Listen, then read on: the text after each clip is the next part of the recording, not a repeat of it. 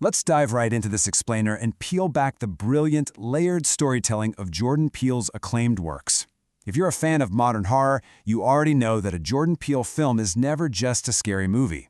It's an intricate puzzle box.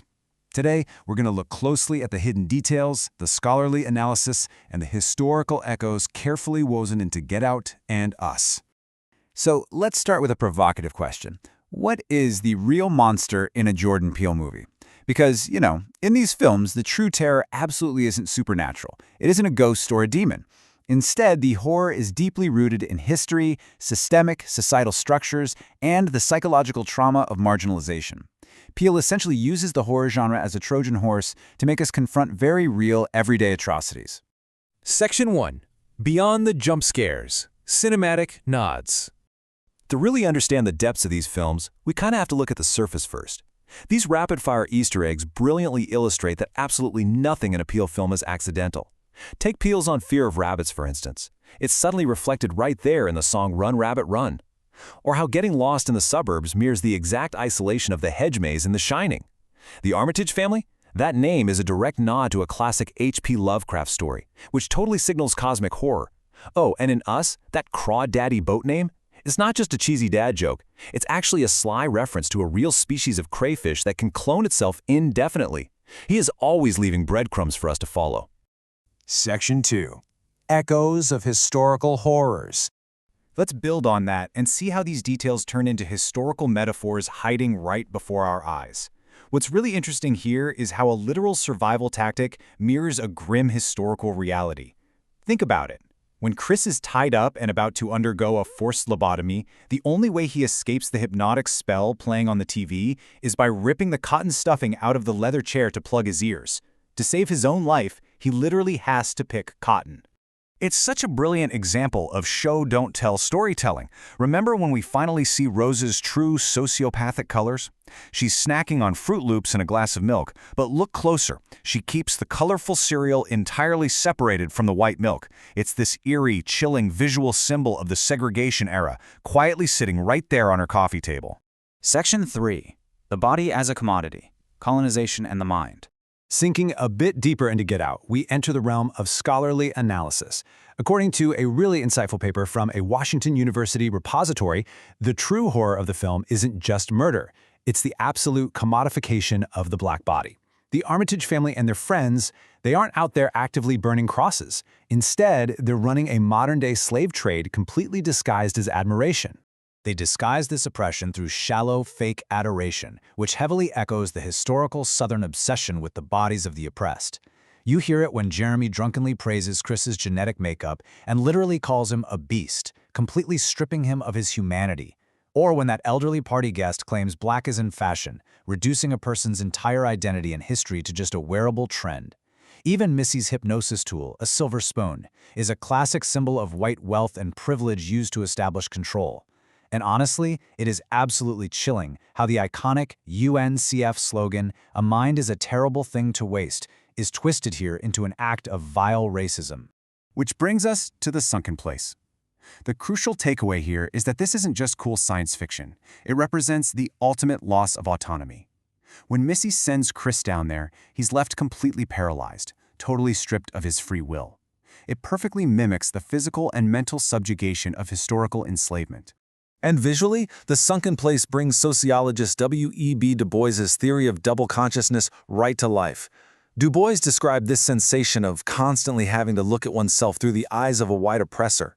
In the film, Chris is trapped in the dark, literally watching a white person control his body through a tiny screen. He's reduced to being a passive audience member to his own hijacked life. Jordan Peele's own words confirm this haunting connection between a real-world issue and terrifying cinematic imagery. He said, "No matter how hard we scream, the system silences us." The real horror here is that absolute powerlessness in the face of a system built from the ground up to suppress you. Section 4. Mirrors of Class Warfare. All right, we're plunging into the film Us now to explore a totally different kind of systemic terror, the hidden underclass and the harsh realities of capitalist society. Scholarly reviews suggest that the tethered represent the American underclass. They're this subterranean society completely cut off from education and opportunity, living a grim shadow existence. Meanwhile, those on the surface get to enjoy the bright beaches, the shiny malls, and complete ignorance of the suffering happening right beneath their feet. This brilliantly illustrates how wealth is violently leveraged against the poor. Just look at the weapons the Surface family uses to fight their clones, a boat motor and a golf club.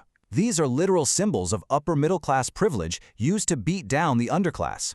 Meanwhile, Adelaide, who secretly originated from the underground, fights using a humble fire poker, a tool quite literally meant to stoke the flames of a fire. There's this one incredibly intense fight in the film where the tethered antagonist pushes Adelaide's head right into a glass table, completely shattering it. As analysts have pointed out, instead of breaking a glass ceiling, Us breaks the glass floor. It violently brings all those repressed realities of poverty right up into the living rooms of the comfortable middle class. It really exposes the ineffectiveness of performative charity. The tethered formed this human chain, recreating the 1986 Hands Across America campaign. That was a real-life event meant to cure poverty, but ultimately, it was just a superficial gesture. In the film, it gets twisted into this cult-like rallying cry for a bloody revolution. And the symbolism doesn't stop there. Notice how handcuffs are constantly used back and forth between the characters. It symbolizes how the cycle of incarceration ultimately traps and destroys absolutely everyone involved. Section 5. The Abyss. The Unseen Alternate Ending.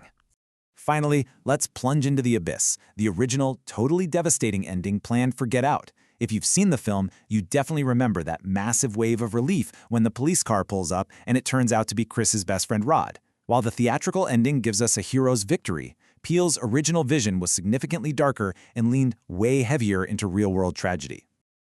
This alternate ending serves as a brutal punchline. In the original script, it really was the police who showed up. Chris, surrounded by dead bodies and standing over an injured white woman, is immediately arrested. He gets sent to prison. When Rod visits him to try and build a case against the family, Chris has just completely given up. Even in defeat, Rose's white privilege wins.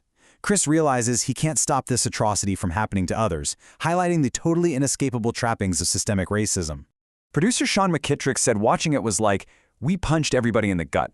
You could feel the air being sucked out of the room. So why didn't they use it? Well, the ending was changed because test audiences were already so overwhelmed by the daily, real-world news of racial inequality and police violence, they desperately needed a moment of relief and joy. Peele realized the audience actually needed an escape from the bleak reality that his original ending reflected so accurately.